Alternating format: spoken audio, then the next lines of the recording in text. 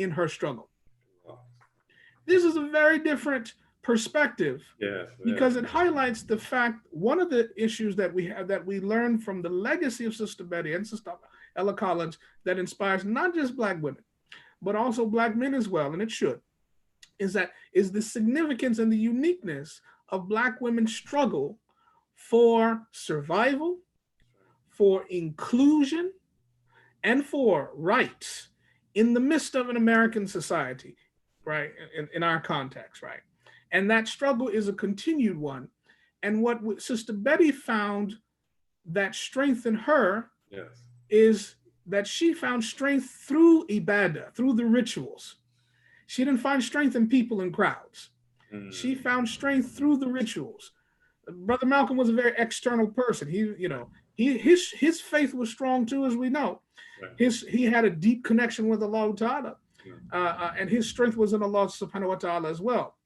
But her legacy is different. So what we see, and Sister Betty's become an example for so many people. So is Sister Ella Collins, for different reasons. She went on to pursue her doctorate. Speaking about doctorate, Sister Betty, for example, Sister Ella Collins did not do that. She was focused on running an organization, running an institution at the grassroots level, focused on Arabic language. Sister Ella Collins was very interested in Black American Muslims, and Muslims in general, but specifically Black American Muslims, learning the Arabic language. Why? Because you needed a different language to think in. You needed to have an expanded worldview. That's right. Amazing. Right. And she understood that, which is why she gave her money for Hajj to Brother Malcolm. Right. That was a profound sacrifice. Right. So she must be included as a founder of American Islam because of the sacrifice she made, because of the hard work and her pioneering work in education. And she was teaching Arabic. She was part of Arabic instruction in the institution back in the 60s. Back in the 60s. So, we have to earlier too. She became Muslim in the 50s, late 50s. Yeah. 50s, right. Yeah, she became Muslims in the late 50s, right. Although she's the one that first told Malcolm to go. Yeah. Right. If you read the book, not the movie, but if you read the book, right, you would see that she was the one that influenced Malcolm to join the nation. Right. Man. Right. So she had a big influence on Malcolm. She did.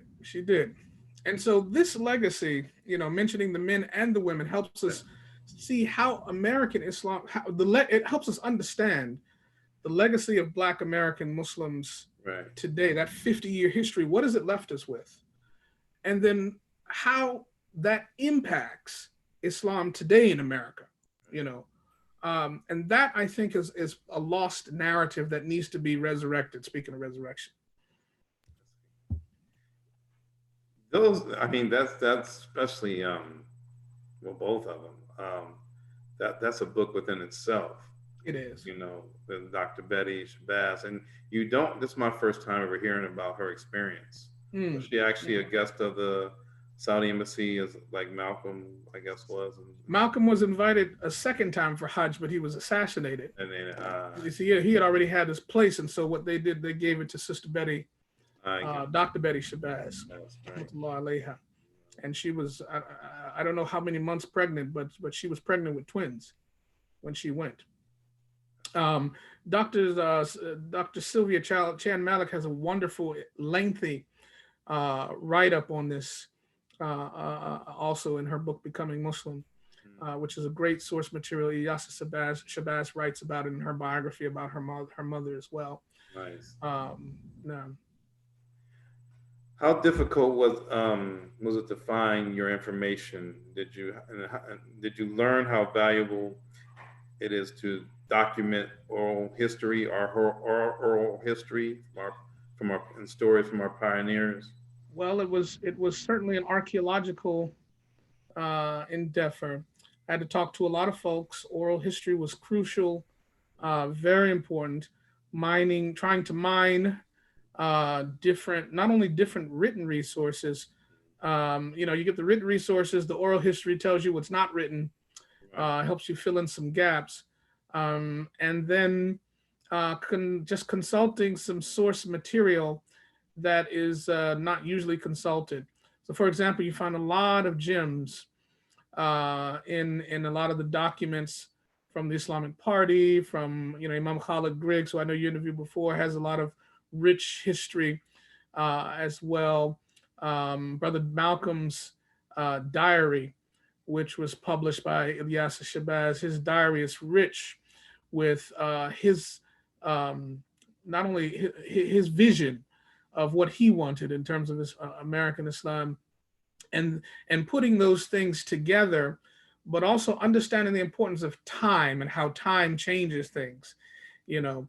And you look at how communities have changed, across the United States, putting all of that together and understanding causes and correlations. That's it took some time for sure. My mute. Alhamdulillah, I had the pleasure of speaking with a lot of good people. So good.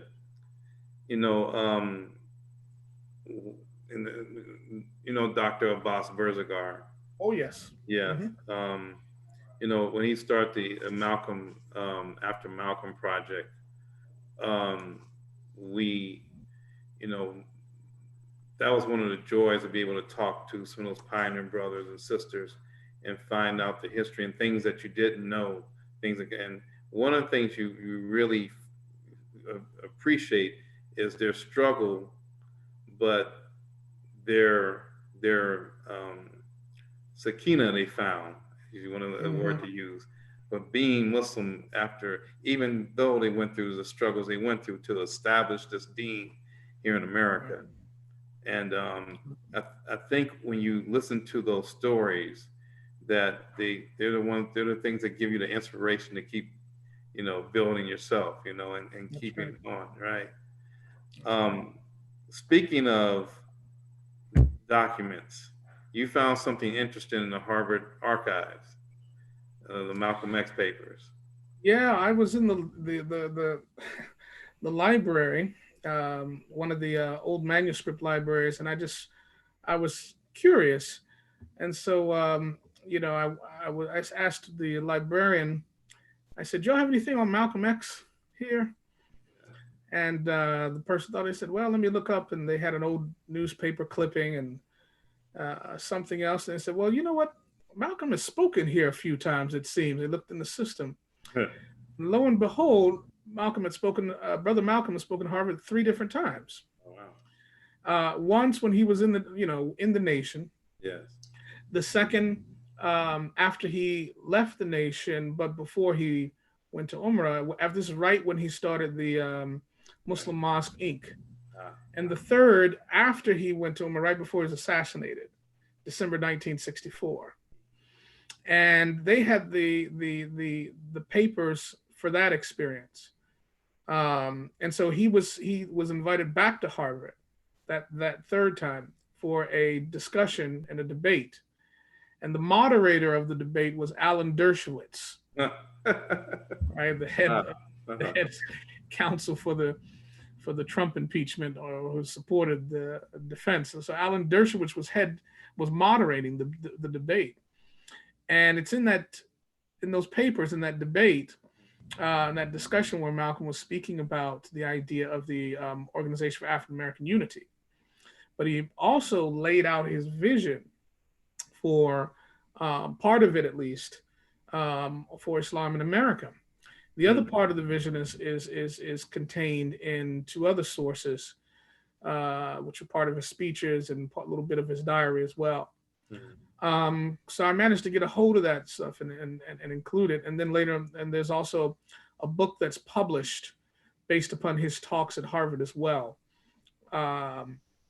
So those papers are there. Of course, they would not let me check them. You have to sit down and work with them right there. Exactly. But that gave me a lot of insight into, if you're talking about a founding figure, where here you have, some profound insight in terms of a plan and a vision that was put forth. Part of that, I would say, was lived and added to the vision of Imam WD Muhammad as well, who had his own vision, but also I would say was inspired by Brother Malcolm's vision, but nonetheless was a pioneering figure I would say globally in terms of that. Um, but those papers were quite profound. You know, It's interesting you just mentioned who you did. I was going to roll right into that question. How much of influence was Imam WD Muhammad's approach in establishing Islam in America within Black American Muslim communities and to the general Muslim communities? I think I think that Imam WD Muhammad's work focused on three things. If I were to summarize it, I would say three different pillars that all support one overarching program. So the first pillar I would say is robust interfaith work. Imam WD Muhammad was the first Imam in the United States to talk about, support, and outline interfaith work. Nobody talked about it. Nobody supported. I'm talking about from Muslims in the United States. He was the first, and he was criticized for it by a lot of other groups and organizations and folks from different Muslim countries and other imams. He was criticized for that. I but remember. He was a visionary and a pioneer. Right. Now everybody's talking about interfaith and where now post 9/11 everybody loves it. Right, exactly. Right, but he was leading and talking about it when it wasn't popular, but it was the right thing to do.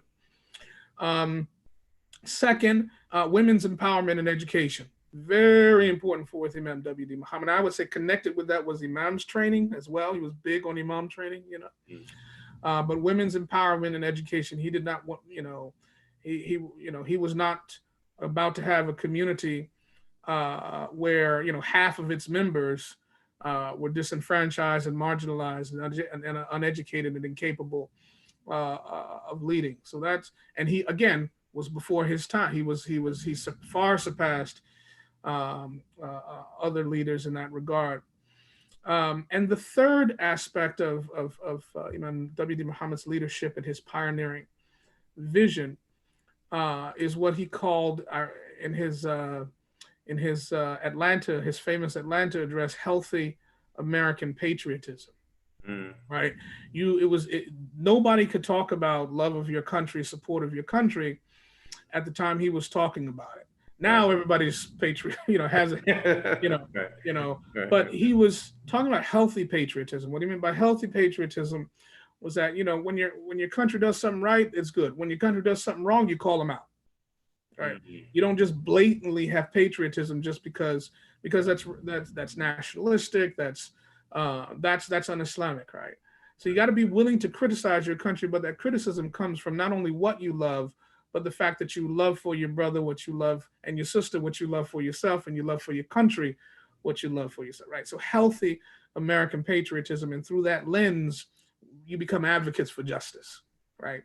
But you work to influence the system, and you work inside the system to make that happen. He was a pioneer in that regard. Now you see everybody doing that, right? You see everybody. Where did that come from? That came from Imam WD Muhammad, right? Rahmatullahi alayhi. That came from his visionary leadership. And that's why he's one of the founding figures of Islam, because what we do today and we don't even think about across communities in the American Muslim community, that you can trace that back in an isnad going to one person who started that and did it when it wasn't popular. Right. So that's just one example. Can you speak to us a little bit about Imam Jamil Al-Amin? As far as so Imam Jamil, yeah. He was different flavor, different spice. Right. So Imam Jamil, his legacy was consistent with Malcolm, but more in the sense of communal development with and what I call an allergic reaction to injustice, right? And more importantly, the fact that you had to be unabashedly Muslim, and that Islam had the solution, the political, social solutions for everything. That comes from Malcolm, by the way. Malcolm was very clear about specifically that. But I think Imam Jamil brought it to an actualized, showed how it could be done. He showed how you could take a community, keep it in the grassroots, and transform that community by itself. But that became a threat to the powers that be. And so what you see in his legacy is how it does be, how being socially active, politically involved, and being an advocate for the self empowerment and self improvement and self defense of your community, how that can be a threat to powers that be that thrive off of the instability of your community. Right. The drugs and the poverty that are there. Imam Jamil was a very outspoken proponent of that. So he was not the kind of leader that Imam WD Muhammad was, nor Malcolm, in the sense of having a vision, articulating that vision and working a plan to that. Imam Jamil was different.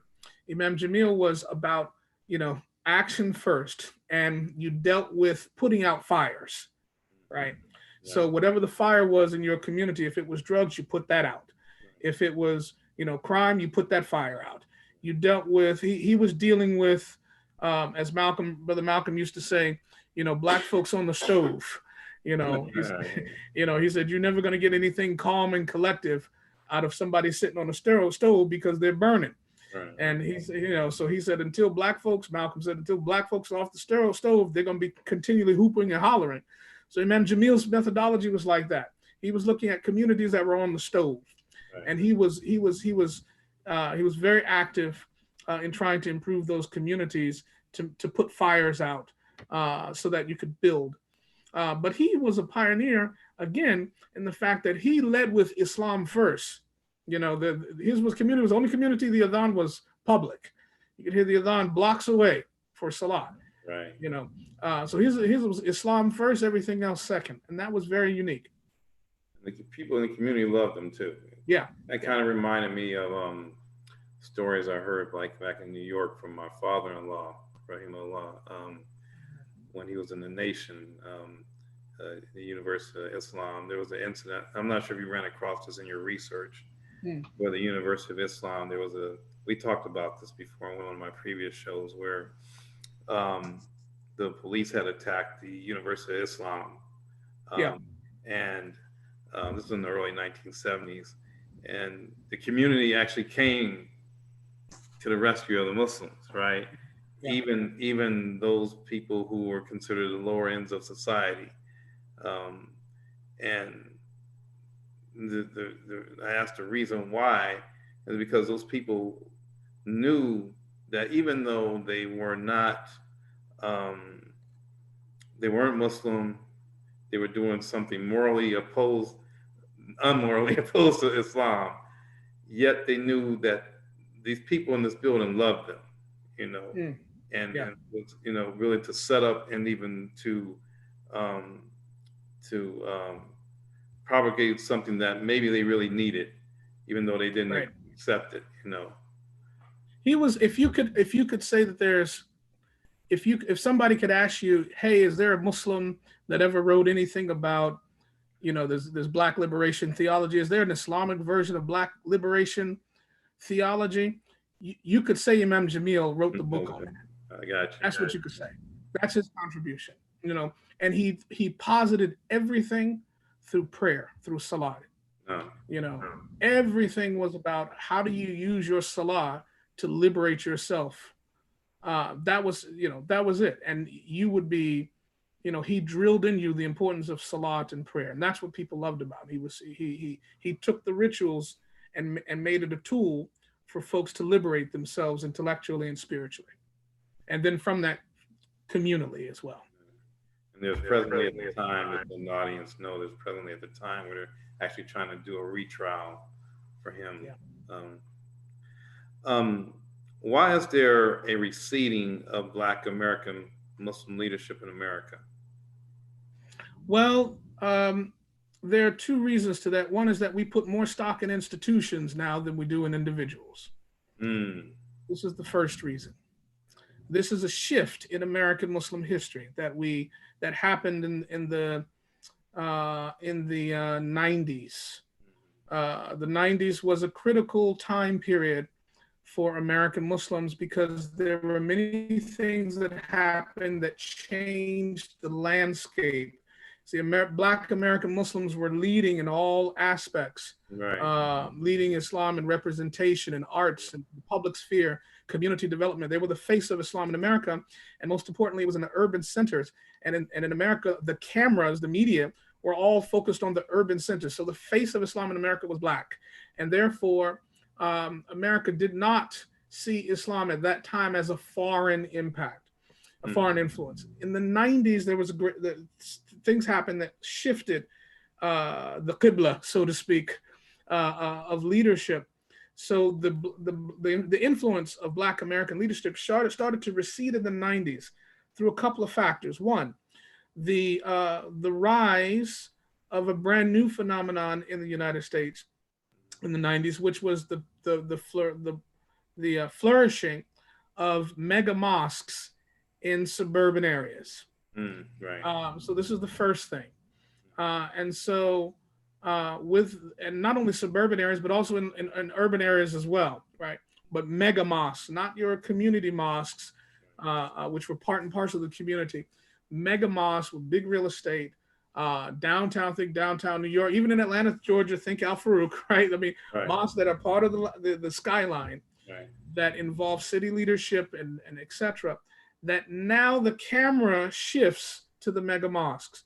And the leadership of the mega mosques have been dominated not by African American Muslim leadership, Right. but on a large part, on the whole scale amount, dominated by Muslims who come from an immigrant background, who have been well educated, very wealthy, and major donors able to support such a project. And then the resources required to sustain those large centers zaps resources away from the inner city and from smaller mosques. So the big donors go there, the big donors, because they're big bills and because there's a attention that's there, the media, whenever something goes on, then that's the center because it's the largest. So all the attention shifts to the large mega mosques, which are dominated by oftentimes non-Black American community members. This is the first thing. The second thing that caused the receding is this shift from to a suburbanization of Islam away from urban Islam caused a shift in representation as well. So you no longer get Black Americans representing themselves, you get different faces representing Islam in the community. Right. Those faces oftentimes have been immigrant faces. And this is not a criticism, this is a historical reality of the difference in education, difference in community building.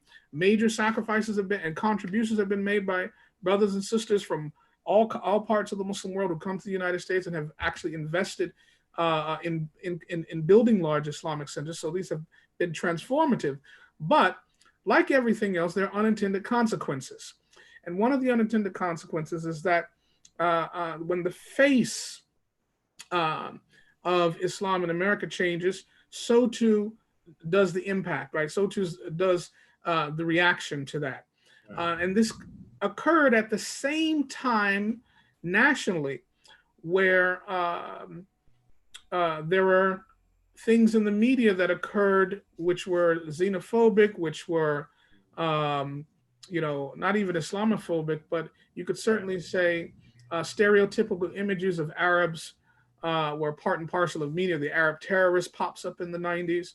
Right. You also have events that happen overseas, that in Lebanon and Beirut, etc., and in parts of the Muslim world that contribute to a feeling of danger, where Arabs are dangerous, Islam is dangerous, and so Islam starts to be looked at as a foreign phenomenon in the 90s for the first time.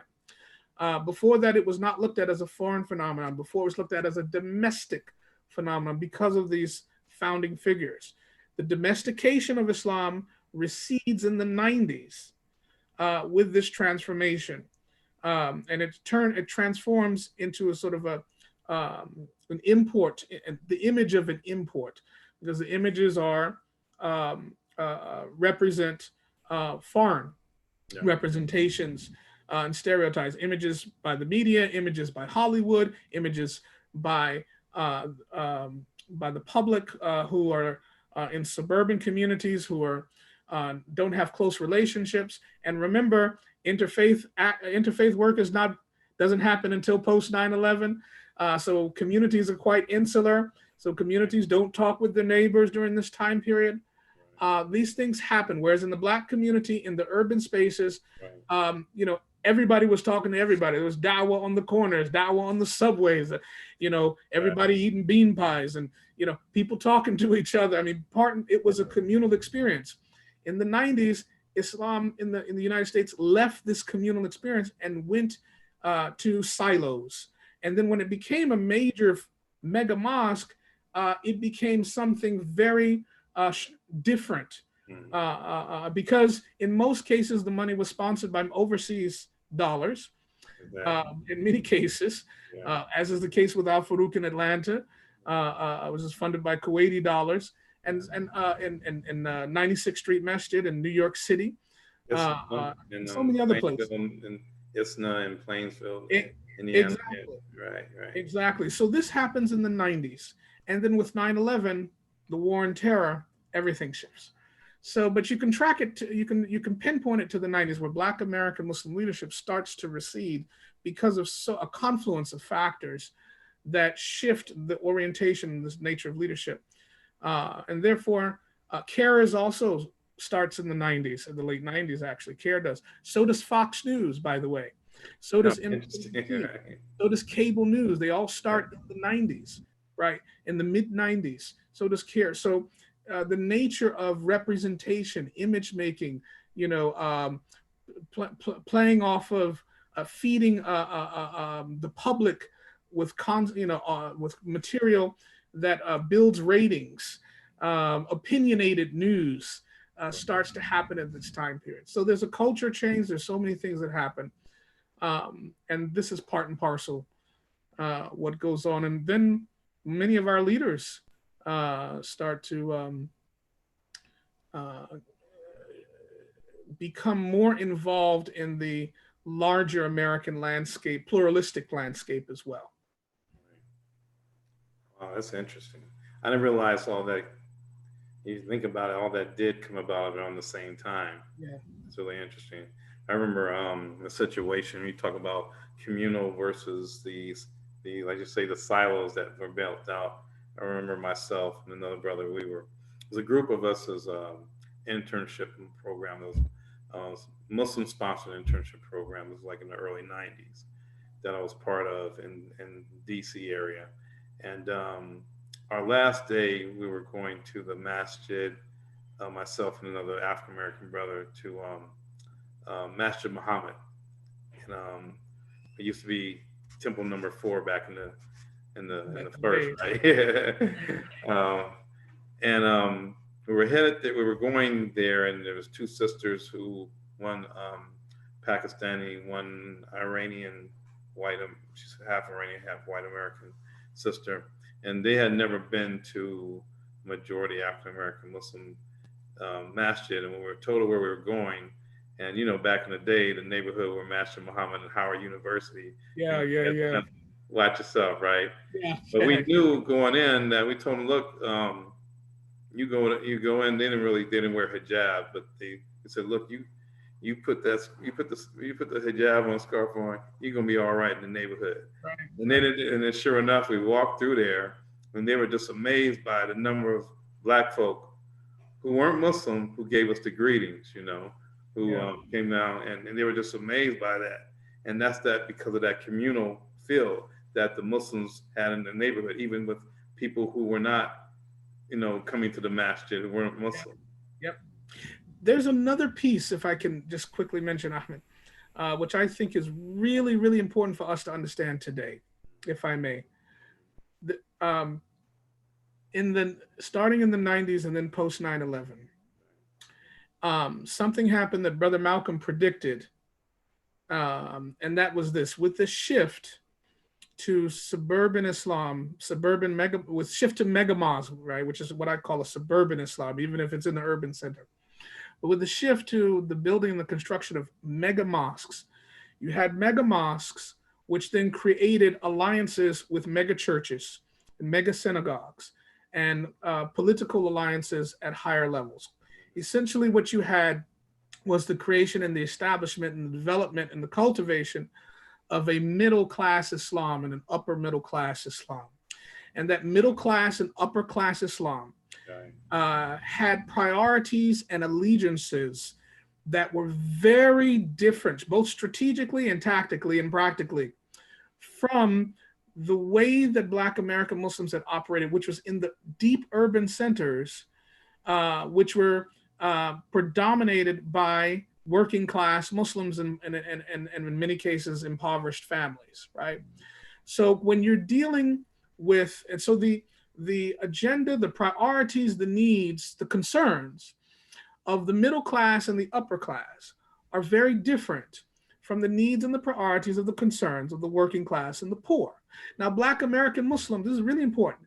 Our history and our legacy was that as a community, we specialized in the growth, development, maturity, and the transformation of the urban working and class and the poor. Our focus and concern was not to work with the middle class and the upper class. It's not that we didn't want to as a people. That just was not, that was not the concern. Our people were at a certain level because of structural influences that disenfranchised our folks, that put them in incarcerated institutions and allowed them to have access to drugs, etc. And so our work was in the urban working communities. The moment Islam became suburbanized and the mega mosque syndrome came in, was the moment that the working class and the poor were forgotten about. And a wall was put up between communities that ran those mega mosque centers and Black American communities who were stigmatized as being poor themselves and backwards themselves on account of their working in those communities. Mm-hmm. And because of that, the leadership of every single mega mosque in this country, without a doubt, and arguably today, the direction of American Muslim leadership is to be completely on board with the civil rights movement, i.e. the Democratic Party, for example, which from the legacy of our founding figures, Brother Malcolm, Dr. Betty, so many other folks, their concern was the working class and the poor because of the concern for human rights, as opposed to civil rights. Civil rights, i.e. care, right?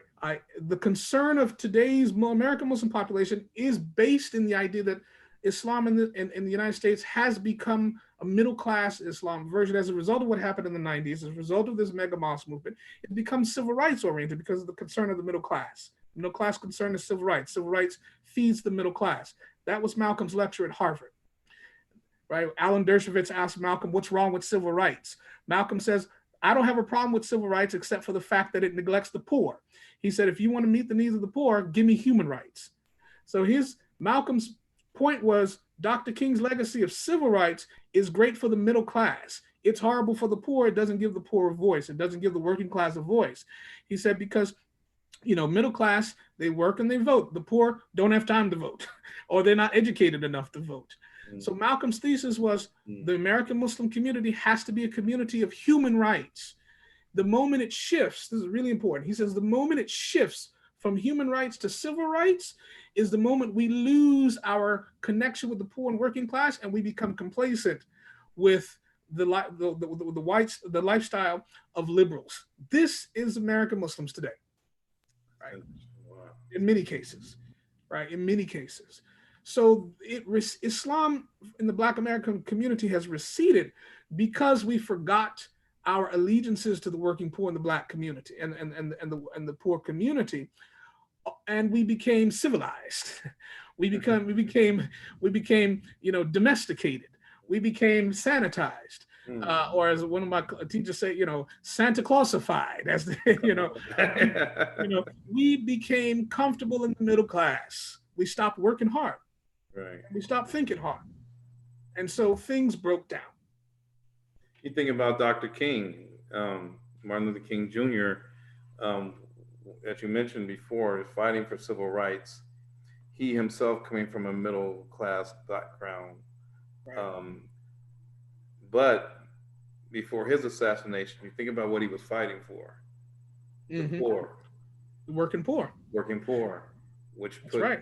Which didn't fit which well most with a people lot of people. Today. Right, that's right. Didn't fit well with a lot of people. Even some of the people close to him that did not.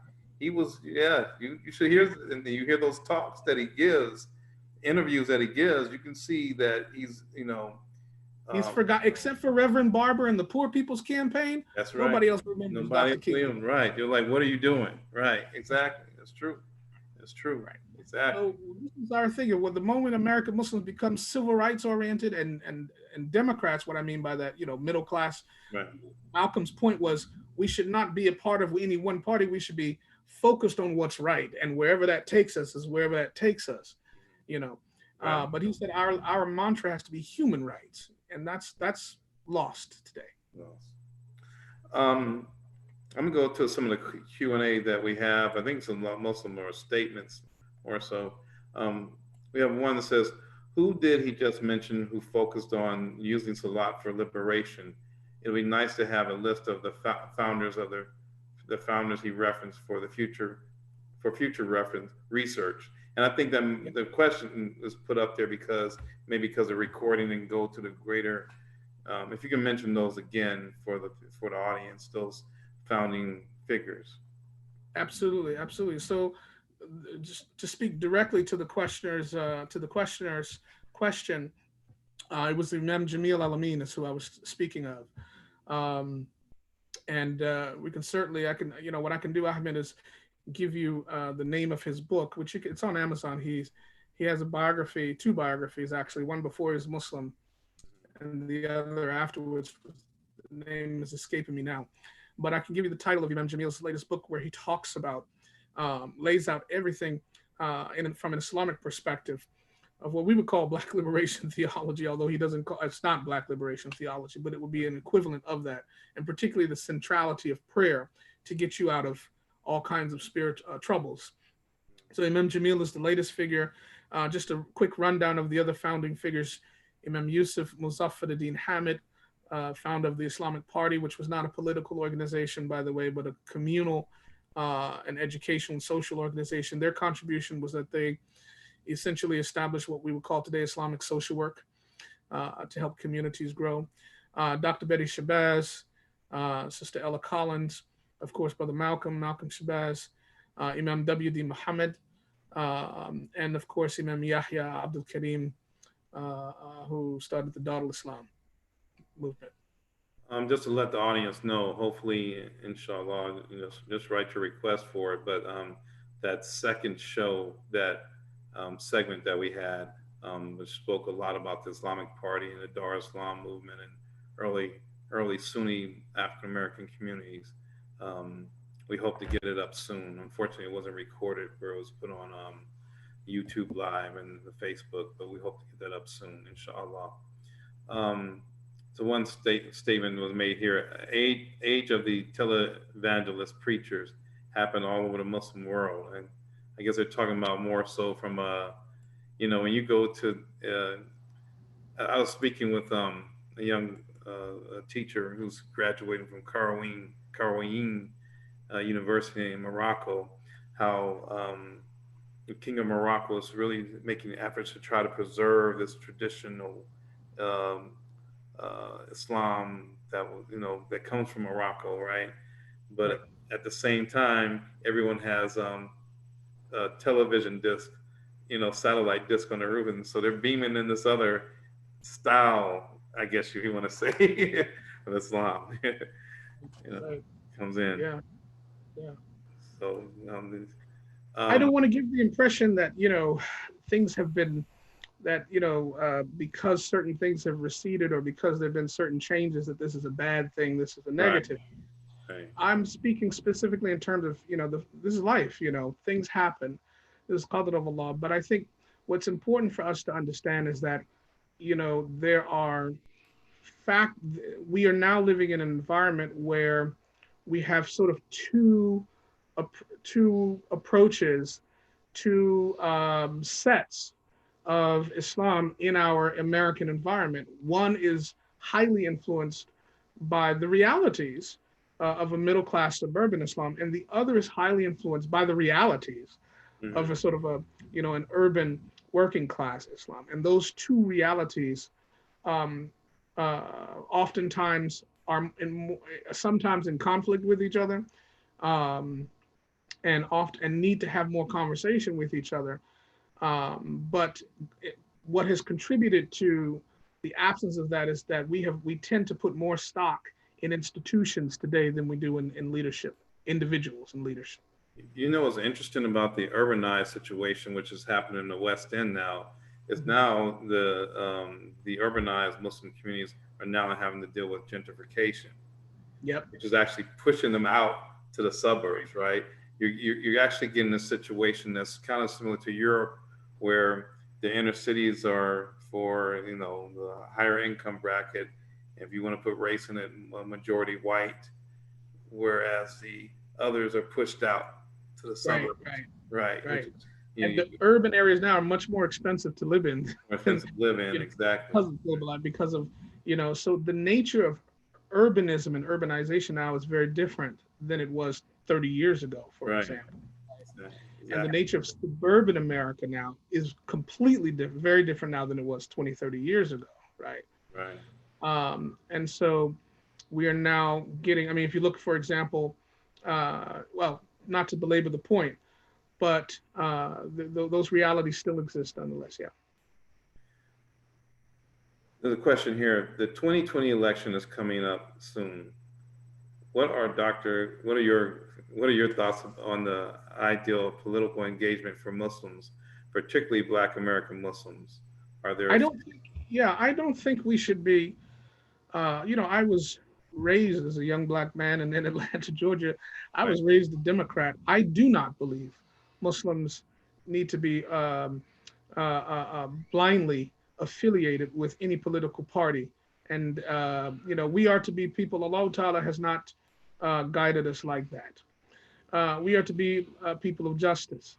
And we have to be educated about the realities of our political discourse, our political environment.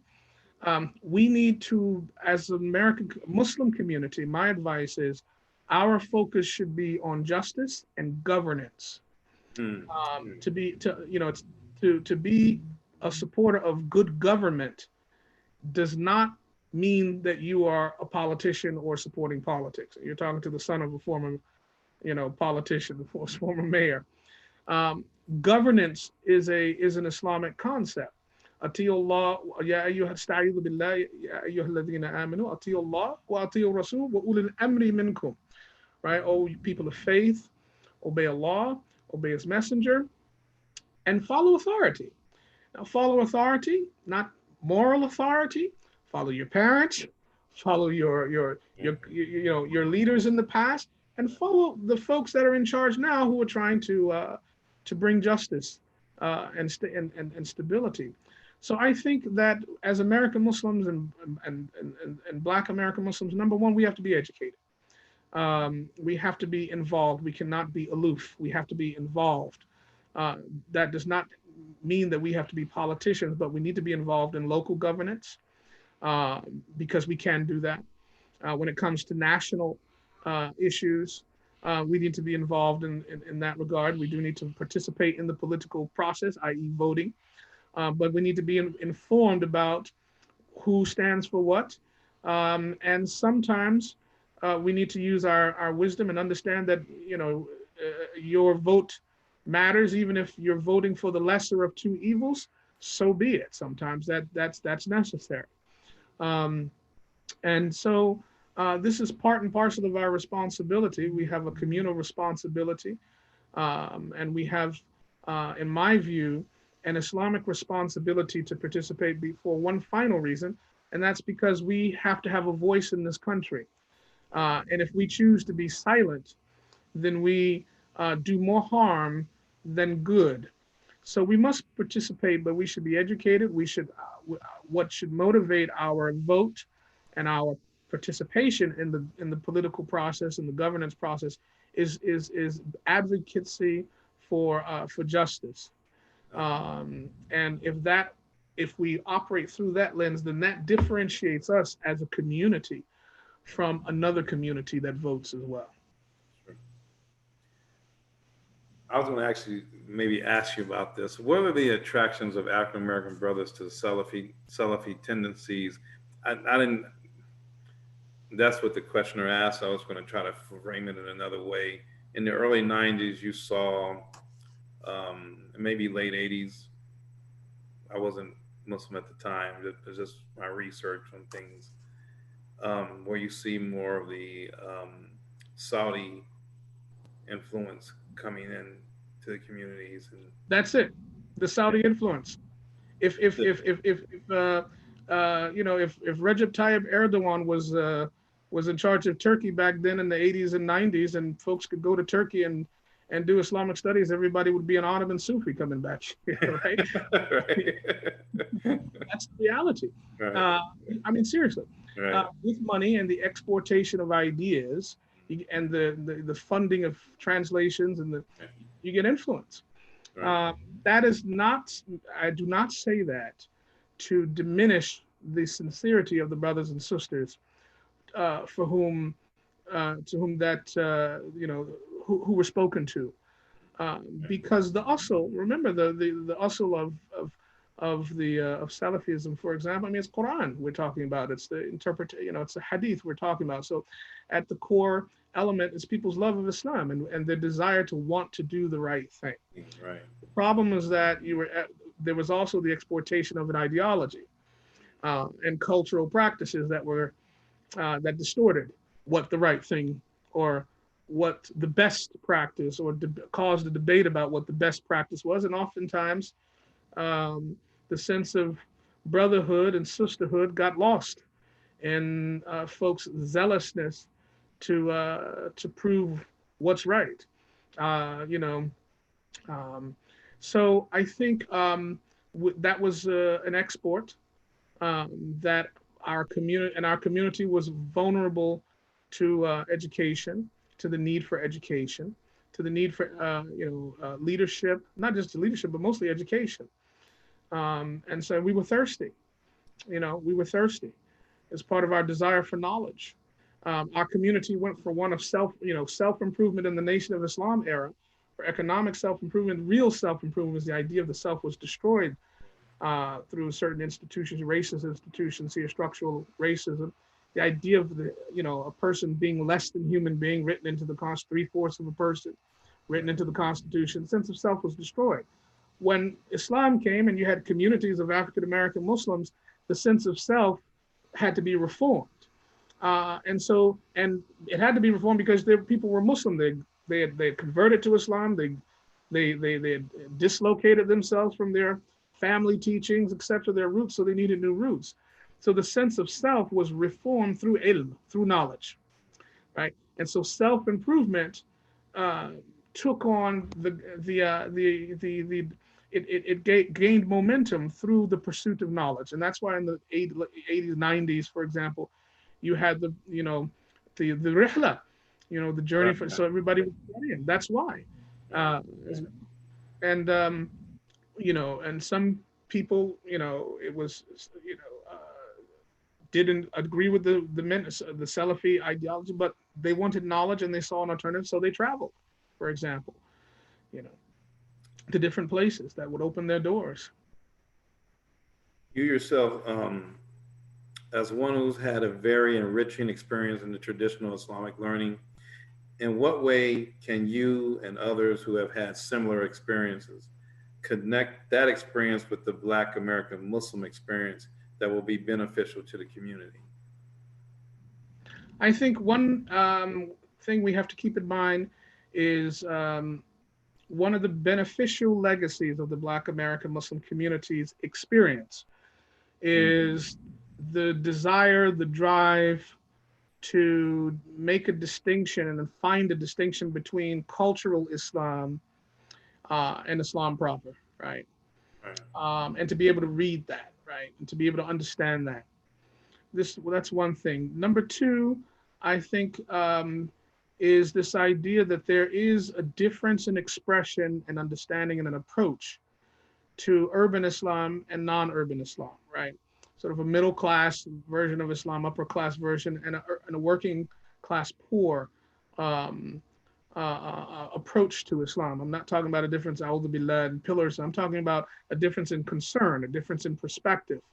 Um, uh, so a difference in need. Spirituality. Everything's approach has to be approached differently. I used to be, the imam. I was imam of a masjid in a very urban working class neighborhood in New York City, and then also one in Plano, Texas, in North Dallas, very affluent place. And for Jummah we had 4,000 people, and we had 3 different Jummahs. And so very different community, very different needs. No way you could give the same spiritual medicine to both at the same time. You had to tailor because the needs were different, the understanding was different, the perspectives were different, the frame of the context was different. And so the Black American Muslim community highlights that difference, for better or for worse, but there is a difference. The allegiances were different, everything was different. And finally, I think one of the things in terms of ilm is very important to, I think, take with us. The legacy, in my experience of having traveled the Muslim world and had the benefit of having teachers here in the United States who are Black American, and then going abroad and benefiting from teachers overseas, is that when we are definitely impacted by a resistance, the understanding of faith, Iman, as not just submission, but resistance also. If you go overseas, it's all submission. Everything's submission. The understanding of faith, for example, is totally based in Islam, which is understandable. But that gets altered here in the Black American environment. Because if you tell a person who's impoverished and oppressed and comes from a structurally racist environment that faith is about just submission, you're going to get a vitriolic reaction. The person's on the submission, right? I mean, I got to stay here. If you tell a domestic violence survivor this is about submission, good luck trying to, give them dawah, right? You have to. There's a separate narrative that runs parallel to that, and that is resistance. But it doesn't contradict submission. The will of Allah is the will of Allah, but people do bad things too, right? So, this is where Malcolm and Betty Shabazz's narrative comes in. Understanding you latch on to Allah, how to fortify yourself with your strong iman, but then how to also push back against people's aggressiveness and people's injustice as well. That is the legacy that only you find here. You don't find it in the works, with all due respect. You don't find it in the works of Ghazali, Imam Ghazali. You won't find it in the works of Imam Shafi'i, Abu Hanifa. The classical works, even the modern works, aren't going to teach you that. You're not going to find it in the Tasawwuf traditions either, right? You'll find it in the cultural legacy and the environment, the fertile ground that the Black American Muslim community is born, the context of America, which is produced a Black America with a certain consciousness. Now, many people have that consciousness post George Floyd, right? Post George Floyd, a lot more people have that consciousness. But it has become part of the Islamic experience here through the Black American community. And that, I think, is what shapes the way we even see Islam, understand Islam, and even teach Islam now. Interesting you said that. I saw a video recently by many decolonialization scholars in the academy, and some were Muslim actually. And at the end of the video, and they framed the video, they were generally talking about decolonialization, what is this term, what it begins, but they were focused on what was happening with the immigration in Denmark. But it's interesting. They asked every one of the professors or activists who was their major influence. All of them said Malcolm X. Yeah, across the board, worldwide. It was and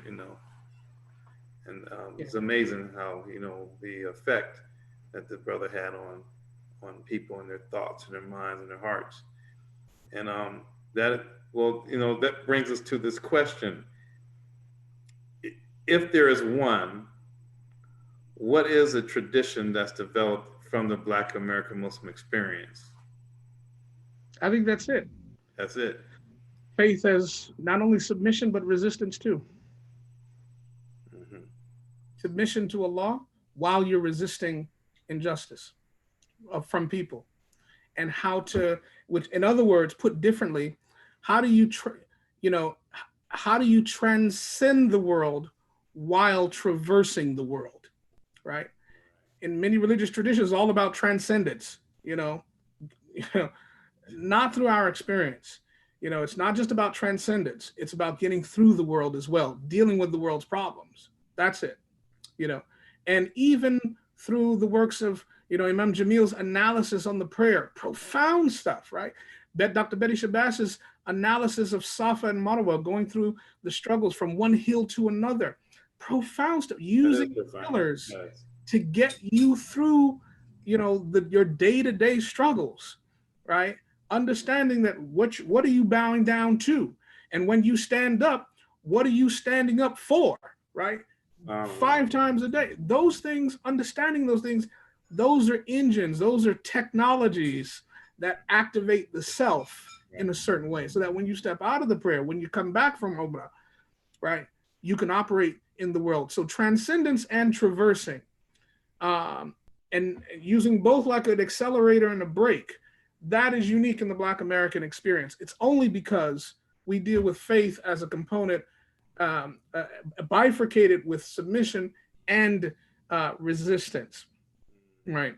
And that's why Allah Ta'ala tells us in the Quran, Ya ayyuha alladhina amanu, people of faith, kunu qawwamina bil qist, be people who stand up for what's just, shuhada'a lillah, bearing witness to Allah, right? It's a part of your faith. Right? But if you talk to most people overseas about faith, it's all about submission, which is in a tyrannical context, of course it would be, right? Right. If you're silenced, but this is a context where we talk about liberty, but we still have oppression, but we can speak out against it. So resistance is naturally cultivated here. Right? It's true. The book, by the way, by Imam Jamil Al-Amin is Revolution by the Book. Revolution by the Book. Thank you. Yes. Yeah. Yes. Oh, yeah. That's a classic. And the idea that Imam Jamil is talking about is, don't tell me about social revolution unless you can do a revolution inside you. That's his point. And how do you do a revolution inside of you? You focus on perfecting your ibadah. That's powerful. That's powerful. And you use the Quran to do that. That's revolution by the book. And that's our tradition: faith through submission and resistance. We need a book that compiles all the lessons from our pioneer brothers and sisters, with these lessons, from each leader, the 7 founding figures, and then some that have come along the way. That's profound. Yeah. And I think personally, I think it needs to be taught in massages just like any other books that are less particularly. Sure does. Yeah. Sure it does. It should be a topic in every single masjid for the next year and a half. Sure it does. Yeah. Absolutely. There's a couple more questions, and then we'll end it out. And first, you really spoke strong to the point on that one. Is it human rights, working class, focus over civil rights, middle class, or focus on both, since Muslims are both working in middle class? Does it have to be one over the other? No, it should be both. But you use, remember because Allah Ta'ala has created everything in this world in pairs. So you need both, and they should both complement each other, not neglect each other. Again, the brake and the accelerator are what give progress to the vehicle. So, but if we're all in the boat of civil rights, then we neglect the needs of the segment of our population that civil rights doesn't speak to, or for whom civil rights was not designed to accommodate on the count of economic considerations, right? And vice versa, if we do just jump in the boat of human rights and we talk about everybody else's human rights, but we don't think about human rights in our own neighborhood, Right. That's where civil rights comes in. It helps us. Civil rights helps us think local. Modern day human rights discourse is all European or all international, right? In many cases. Balance. Mm-hmm. How would you situate the growth of traditional Islamic learning, which occurs in the 90s? What is its role in this process? Because that is true that it does come about when you start seeing more of a traditional Islamic learning. Like you said, the Ritlas and the Dean intensives, you know. Right. I think this was a time where you had mature, you had the stabilization of communities, and so there was a big need for teachers and educators, and there were not enough qualified teachers to match the thirst of folks, the needs of folks, and our larger national discourse was beginning to be a bit more abrasive, reckless, and towards Islam. Mm. And so, at the same time, you had a confluence of factors abroad where some, like in Syria, for example, different places opened up. Senegal, for example, opened up opportunities for American Muslims Black American Muslims to come and study. And so before that, those opportunities were few and far between. Right. Yeah. And this probably be the last question coming up is, why did Dawah falter in the prisons, if it has, if you feel it has Dawah faltered in the prisons? That's one element we didn't talk about that does play a role. I think you actually mentioned in your dissertation. Yeah, prison Dawah, it still goes on, it still occurs, but it's not as robust or rigorous as it used to be when members of the Dawah of Islam were in full force. Members of the Islamic Party, for example, had their program. It's not organized, structured, maintained, but it's been replaced now. There's a new institution that has replaced prison Dawah, which I think is effective as well, and that's prison chaplaincy, Muslim prison chaplaincy, as well, which Imam WD Muhammad must take credit for. And so prison chaplaincy, Muslim prison chaplaincy, has become the substitute for that, and I think that's a better model, given the fact that it's more stable. Someone's there. I always call it the sunnah of Prophet Yusuf alayhi salam. Prison Dawah is that's his sunnah, if you think about it. That's right. Or at least part of his history alayhi salam. So it's a blessed thing, and it it's fulfilled the need of so many brothers. Where it's lacking is sisters. We don't have hardly any.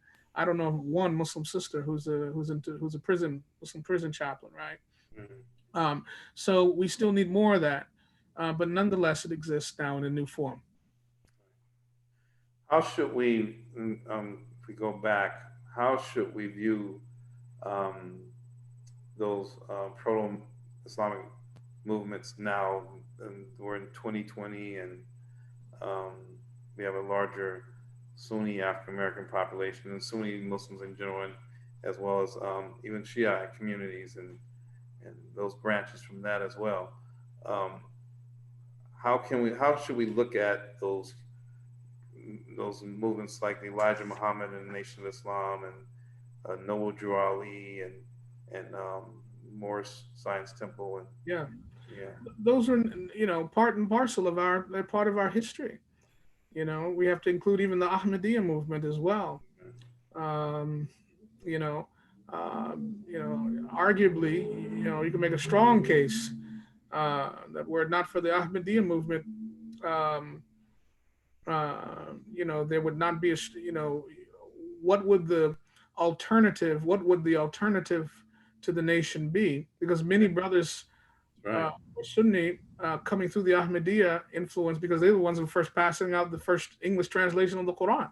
Right. Right.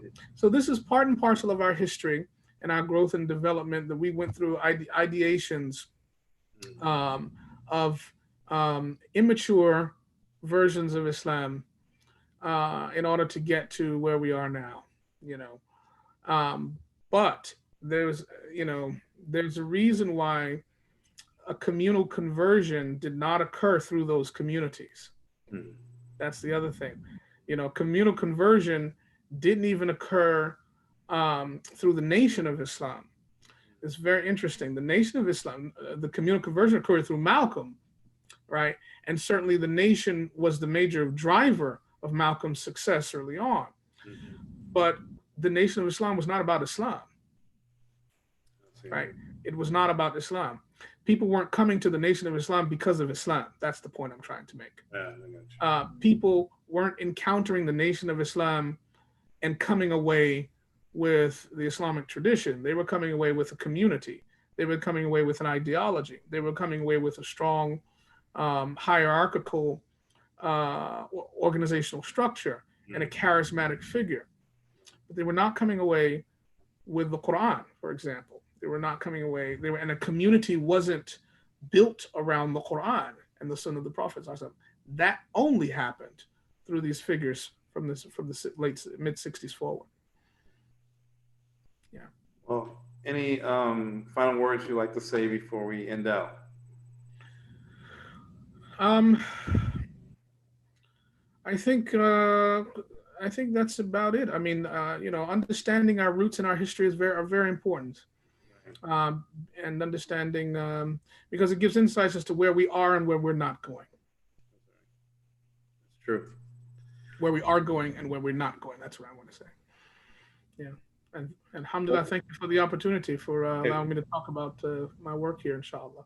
Hey, brother, we look forward to that book coming out, Inshallah. Inshallah, Yeah, I think I would do it in two parts. So maybe I'll take your advice for the first part in terms of the legacy of some of the figures, and then do an analysis on what happened.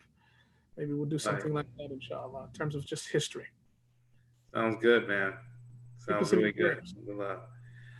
Well, audience, I want to thank you for taking part in this evening's program, as well as the previous programs. Has been a real success, alhamdulillah. I hope that you benefited greatly from these segments on Islam and Black America. We hope to do it again. I know Sheikh Ninawi has actually said he wants it to keep going. Good. Yeah, so inshallah. Warm salam as well. Oh, I remember Sheikh Khalil's ijazah test from Sheikh Ninawi. He had him sweating people. He was sweating.